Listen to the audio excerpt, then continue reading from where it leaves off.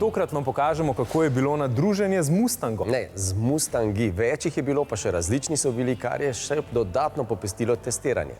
Spoznamo pa elektrificirane Nissan Juke, Mercedes-Benz EQB in Alfa Romeo Tonale.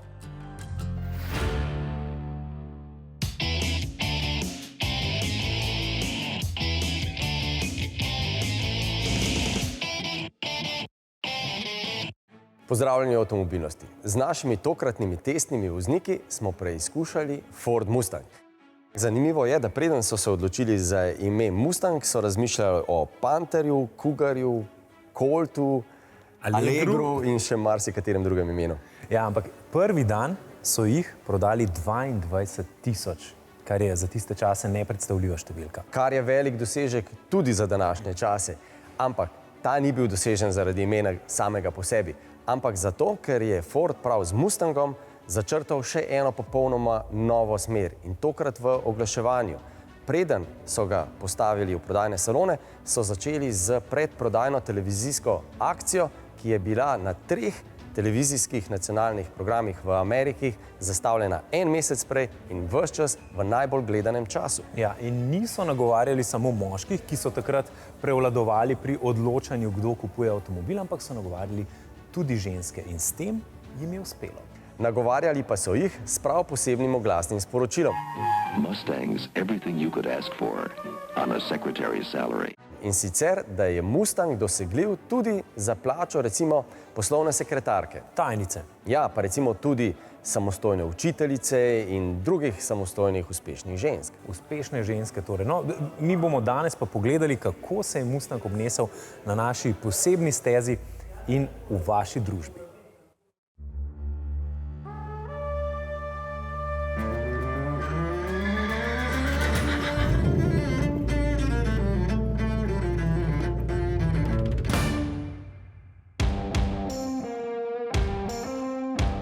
Bodite pozorni, ker zdaj bo v športnem programu ful pospeša. Ne ga porint preveč, lepo postopoma in ga vlečete lože v bistvu iz konca prve tretjine skozi cel ovink ven. Ko pride desni ovink, greš proti sredini, počakaš, da vidiš, da se odpre, potem pa v bistvu nastaviš desno, pogledaš in lahko začnemo zgodaj pospeševati. Takrat boste pa začutili, da bo avto v bistvu, ko bo pospeševal, bo počepnil od zadaj dol. Tu pritisneš na pedalko plina in avto gre. Elektrika z nič teže, tok skoč. Tok skoč. Se mi zdi en taki dober občutek, ko se je potegnilo, te tako prilepi na sedež. Je en taki občutek. Če bi sam zbiral, bi si raje izbral 4x4 pogon, ker dosti lepše pospešuje. Bolj je umirjena vožnja, avto ni tako živčen, čutiš celotno avtomobil. Na novo obnovljenih primorskih ovinkih pa je bil čas, da nežni program Whisper zamenjamo za neukročeni vozni program. Kaj pa ima tisti Untamed? Umeten zvok. Hoteli so malo dati duše električnemu avtomobilu. Je kaj duše v tem zvoku? Zdaj v primerjavi z onim bi rekla, da je malo manj duše v električnem. Premalo? Ja. Tako preveč enakomerno. Je rekla v primerjavi z onim. Tisti pa ima dušo. A bi lahko s svojimi besedami opisal to dušo? Čutiš od vibracij do vonja po slabem izgorevanju bencina, do hropenja motorja, tudi malo driftanja je bilo vmes. Ti se pa druga zverina. Tem ne rabi dodajati zvočnega efekta za motor.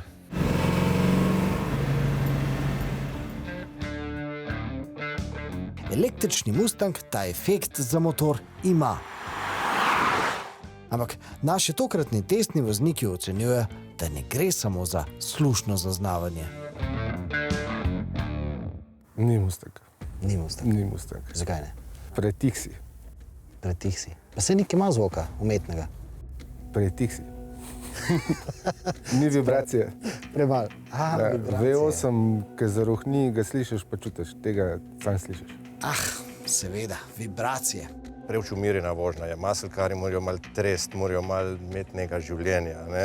Če so že dali nam Mustang kvazi zvok, bi nam dal še Mustang kvazi treslaje.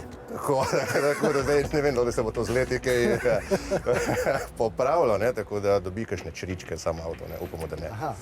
Smo v dobi, ko avtomobili lahko dobijo novi karakter kar prek interneta.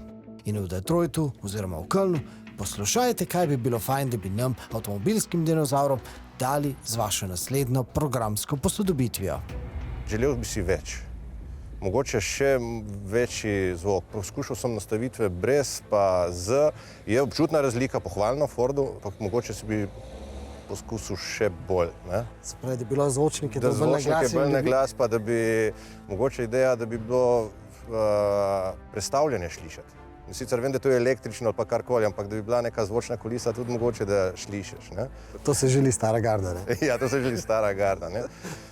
No, različni vozniki imamo različne želje in tudi v našem uredništvu nismo složni, eni smo celo zelo navdušeni, da v Mustangu ne poslušamo tistega električnega cviljenja, četudi je to rahnenje zlagano in pretiho.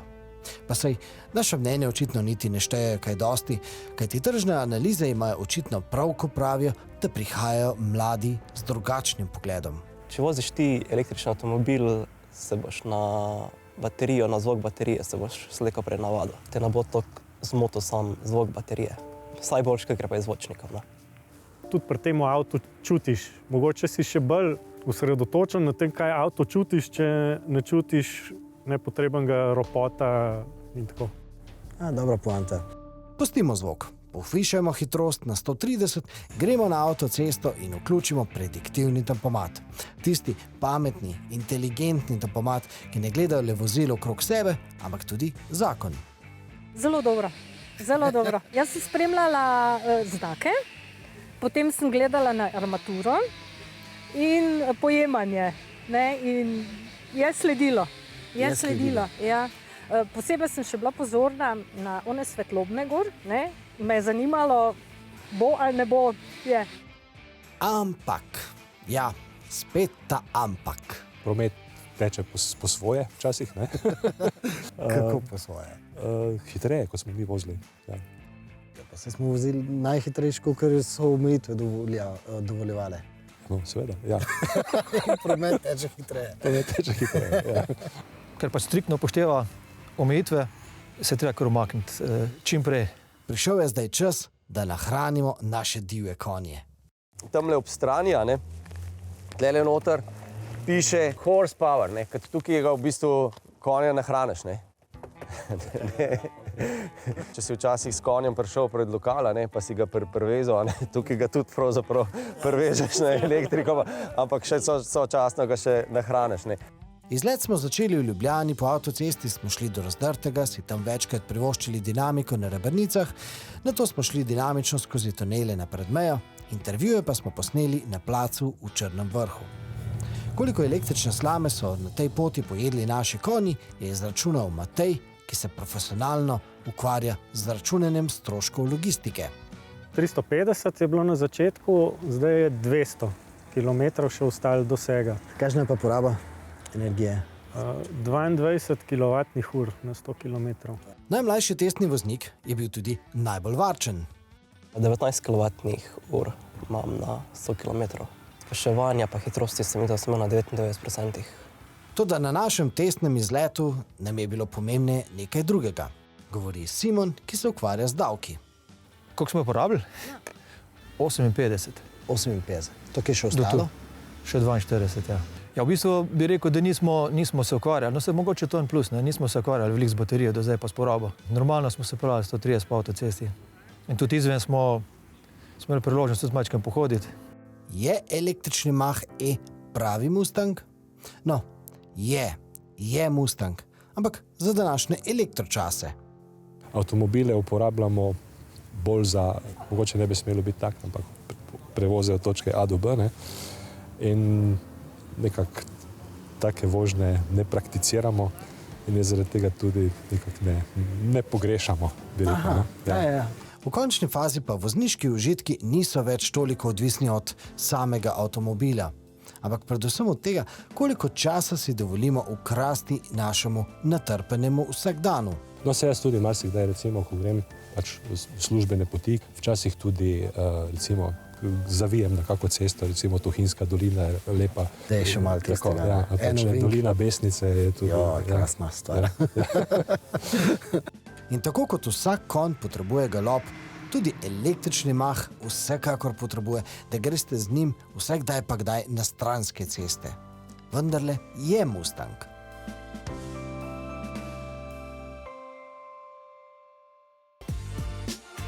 Po premoru se nam pridružijo Juke, EQB in Tonale, se pravi sami elektrificirani, predvsem pa supernovi stroji. Spoznamo pa vrhunske mojstre, ki poskrbijo, da dotrajani ali poškodovani delovni stroji spet dobijo voljo in elan do dela.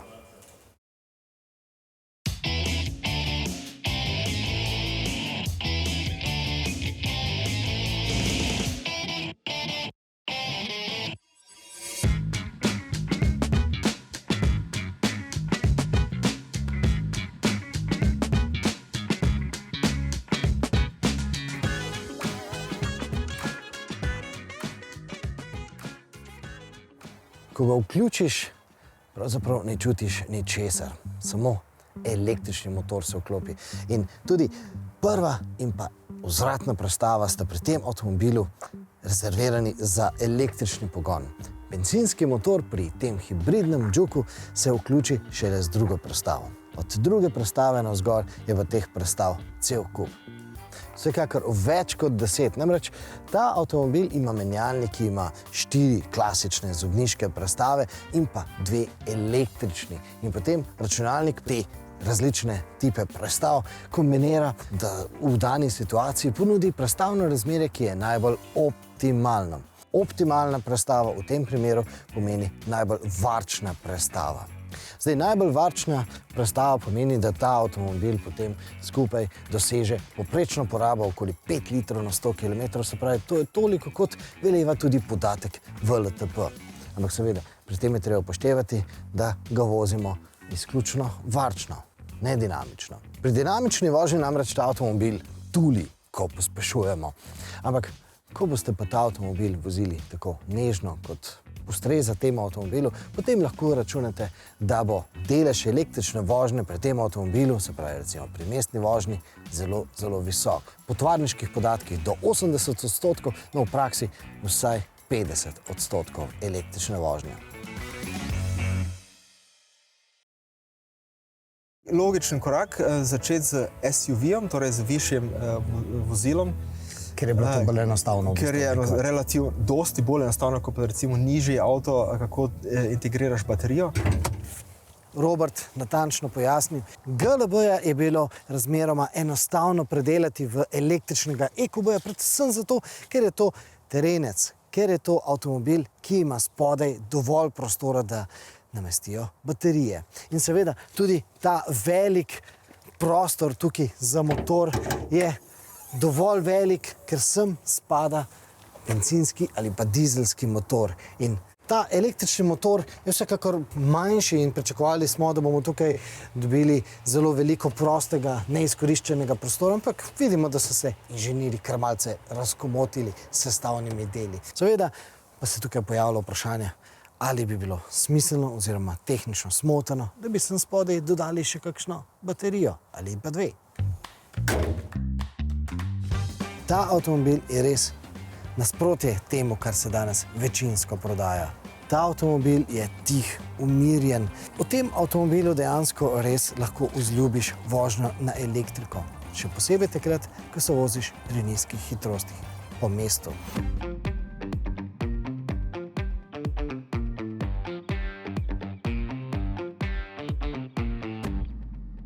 No, ko se voziš po avtocesti, pa seveda je slišati nekaj tistega piša vetra. Ta avtomobil namreč je še vedno terenec, pa čeprav je količnik zračnega upora relativno kar ugoden za takšen tip avtomobila. No in omenil sem seveda, da je tudi terenec ta avtomobil in ja, 4-kolesni pogon tukaj je na voljo, ampak vprašali ste seveda boste, koliko zmore. Zdaj, koliko zmore kot terenec na terenu, približno toliko kot GLB. Zdaj, če vprašate, koliko zmore, glede na to, da je to električni avtomobil z 2 motorjema, no, njegova poraba, tako je realna poraba, tam 17 kWh in pol, in to zadostuje za realen doseg tam okoli 400 km. Kar opažamo je, da ima kar zanesljiv potovalni računalnik, se pravi, tudi če nimate polne baterije, se boste zlahka in brez skrbi odpravili do Celja in nazaj, iz Ljubljane seveda. Če pa z vprašanjem, koliko zmore, sprašujete, kakšne pospeške ima, pa je to seveda zelo, zelo odvisno od tega, v katerem voznem programu ga vozite. In športni program seveda da veliko od sebe, ampak v nobenem primeru pa ta avtomobil še ne bo Tesla. To preprosto ni divji avtomobil, to je preprost družinski umirjeni terenec. Luka pa je obiskal prav poseben servis, katerega del je delavnica, kjer vrhunski in zelo natančni mojstri popravljajo in obnavljajo motorje vozil vseh velikosti. Bil je v orodjarni z več kot 30-letnimi izkušnjami. Velika kapaciteta znanja pa je predpogoj za tako delo, ki je natančno, kreativno in iznajdljivo. To je predpogoj za dobro upravljeno delo. No, poglejmo, kdo ustavlja srčne spodbujevalnike tovornjakom, avtobusom, delovnim strojem in podobnim vozilom. Stopite z nami v servis, v sklopu katerega deluje prav posebna strojna delavnica. V njej se ukvarjajo z obdelavo kovin in na ta način popravljajo obrabljene stroje. Gre za stroje vseh vrst, za delovne, pa tudi za tiste, ki se uporabljajo v železniškem ali celo ladijskem prometu. No, največ del oziroma popravil pa se izvaja na motorjih, ki so namenjeni za tovornjake in osebne avtomobile. To je strojna delavnica, kateri rečemo največkrat kar brusilnica. V naši delavnici se obdeluje bloke motorjev, glave, glavne gredi, ojnice, kardane. To pa obdelujemo zato, ker zariba, ker se pokvari, ker se pregreje. Potem pa treba narediti obdelavo. Mehaniki razdrejo, mi te dele motorja dobimo razstavljene in jih po komadih popravljamo. V teh primerih je potrebno preveriti, kaj se je točno zgodilo. Najprej narediti neke vrste diagnozo, preveriti, ali je sploh mogoče popravilo tega motorja. Za ustrezno izvedbo zahtevnih popravil pa delavnica seveda potrebuje dostop do pravih informacij in pa specializirano orodje. Kako pregledamo gred, ko pride k nam takoj na začetku? Tu pregledamo na razpoke, trdoto in ravnost. Sedaj se vidi, kako je gred kriva. Se tam na urci kaže, koliko se premika levo, desno. Če je pa ravna, pa bi mogel biti kazalec na enem mestu. Ali je treba brusiti, če je možno, če je dobra, če pa ne, če pa za nič, če pa pač za nič. Se pa tudi preneha z delom. Na eni strani gre za odpravo posledic neprimernega vzdrževanja, na drugi strani pa za odpravo napak na najbolj obremenjenih delih. Tu so poškodbe na gredi, se točno vidi na tej strani, ta na tej strani in še ta srednji ležaj. To pomeni olje problem, preredko vzdrževanje ali pa tudi nekaj kvalitetnega. Med ležajem pa med gredjo je zračnosti 0,03, 0,04 stotinke, na steno samo. To pomeni, da če gredi ne teče po ležaju, ampak po oljnem filmu, takoj, ko nekaj zagreje, ko nekaj potegne za sabo, bilo kjero kovino ležajno ali kakšne smetke not pridejo, prah, takoj se to nabere med olje in takrat zagrabi. Ker gre za vitalne dele strojev, ki za svojo operativnost potrebujejo popolno natančnost, pri postopkih popravil govorimo le o stotinkah milimetra. Pri glavni gredi, bloku, mostičkih, ojnicah, na vseh teh delih je pomembna natančnost 0,01 do 0,02.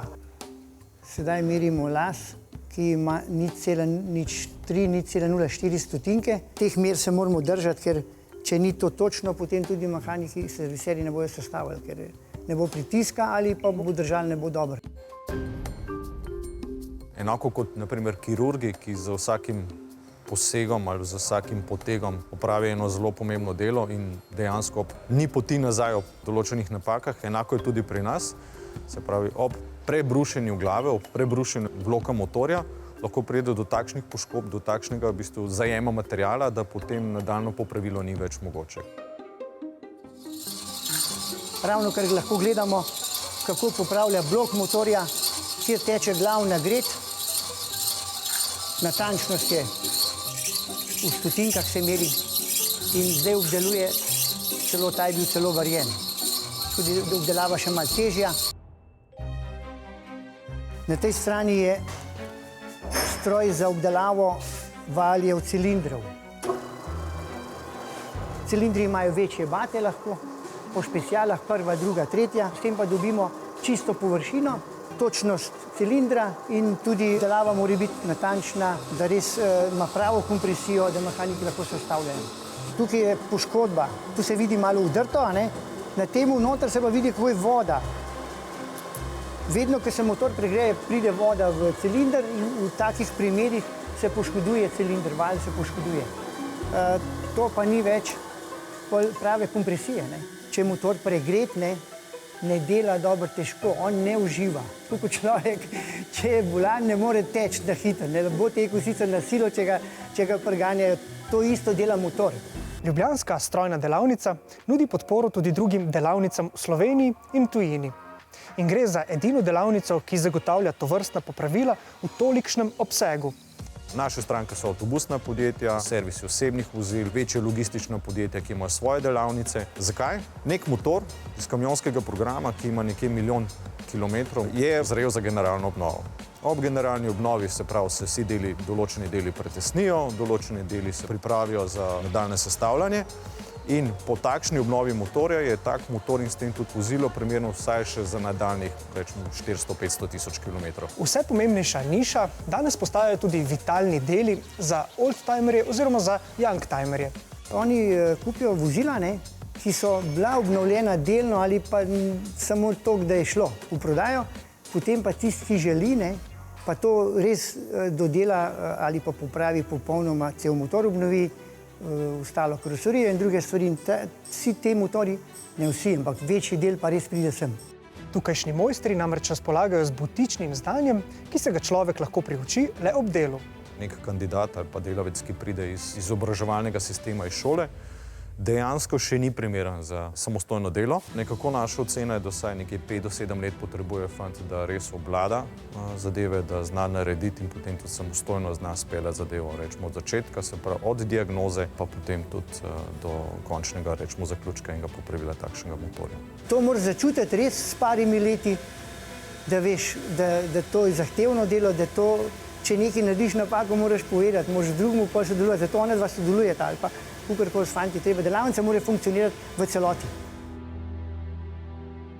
Nedavno je Evropska komisija predstavila sveže podatke o številu umrlih v prometu.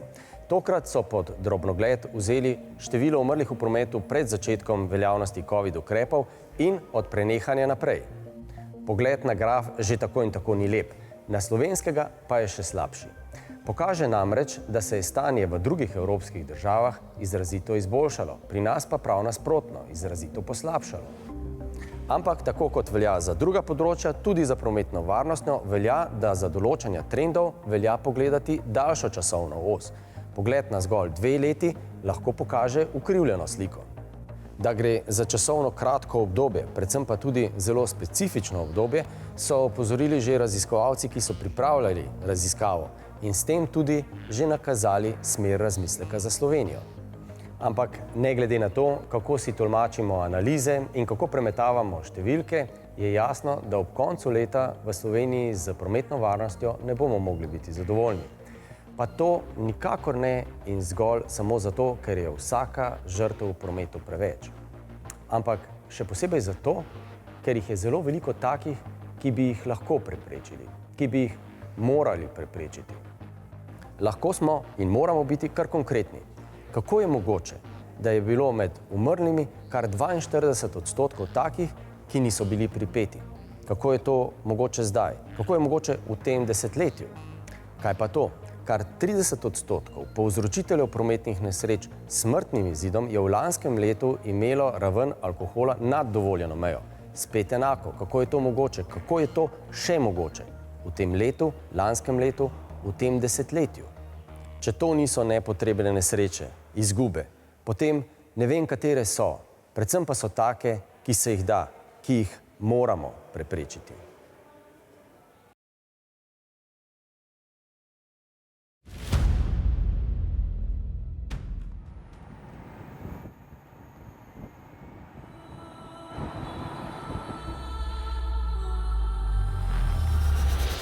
Ustaljena praksa je, da najprej na ceste pripeljajo tiste osnovne različice, nato pa sledijo še tiste malo bolj zmogljive. Tudi s Tonale ni nič drugače, le da tokrat Italijani športno spodajajo na malce drugačen način. The more powerful Tonale that we are going to solve is 280 horsepower, powered by an electric motor in the rear that is 90 kilowatt, and ICE, traditional engine in the front, that's 108 kilowatt. Športnost pri Alfi s Tonale izraža na drugačen, bolj učinkovit način. Ja, tudi športna Alfa je podlegla elektrifikaciji, zaradi katere pa je avto po eni strani hiter, po drugi pa učinkovit. Če bo Tonale plug-in z mesta do 100 km/h, denimo pospešilo v dobrih 6 sekundah, bo po drugi strani mogoče z njo zgolj na elektriko v idealnih pogojih prevoziti več kot 80 km. Brez pomoči klasičnega motorja pa bo mogoče doseči zavidljivo hitrost 135 km/h. Baterije s kapaciteto 15,5 kWh, ki se na običajni polnilnici napolnijo v 2 urah in pol, sicer prinašajo tudi dodatno težo, ki pa so jo pri Alfi spretno izkoristili. We optimize the battery in an optimum position. In fact, our battery is located under the central tunnel to have the best weight distribution. It's 53 in the front, 47 in the back. But above all, we have a very low center of gravity that helps dynamics and helps the pleasure to drive that is typical of the Alfa Romeo.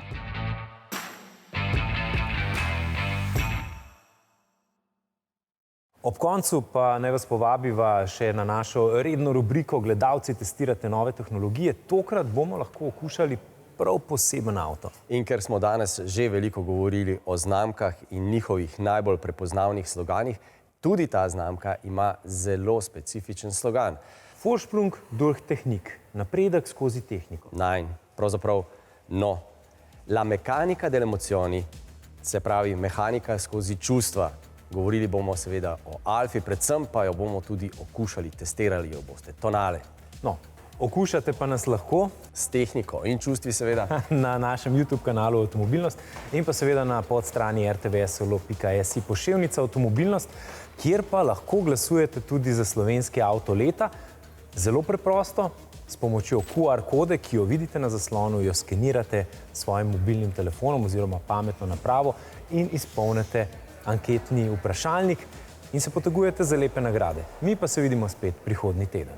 Srečno!